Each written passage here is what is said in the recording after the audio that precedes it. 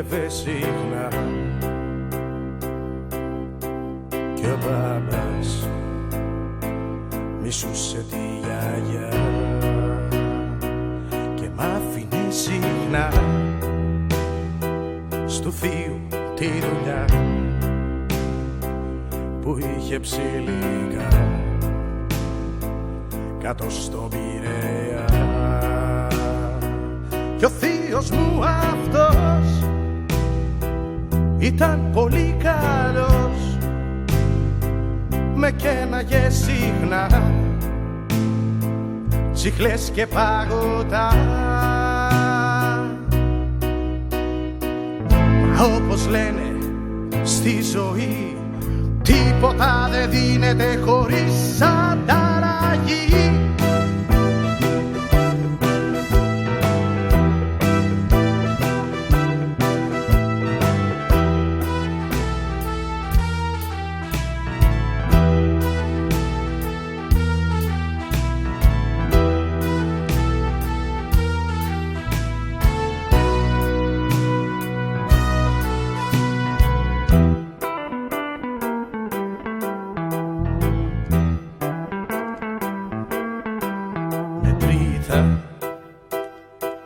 Μου έδινε συχνά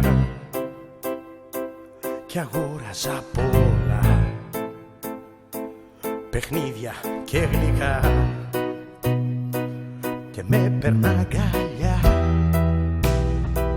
και παίζαμε μ' αυτά και πέρναγα καλά, ώσπου μια βραδιά δεν ήρθε η μαμά,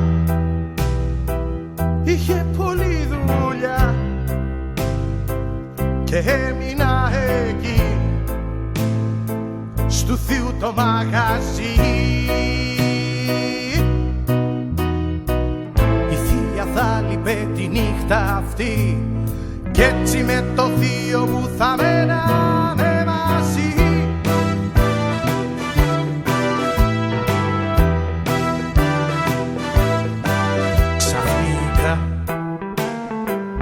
Δεν ήθελε η μάμα να μένω πια εκεί, μα είχα στιγματιστεί.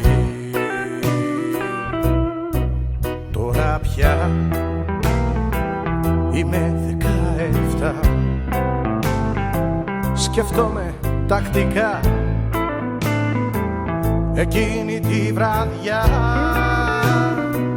Ο θείος μου αυτός μου έμαθε το πώς γεννιούνται τα παιδιά μέσα σε μια βραδιά.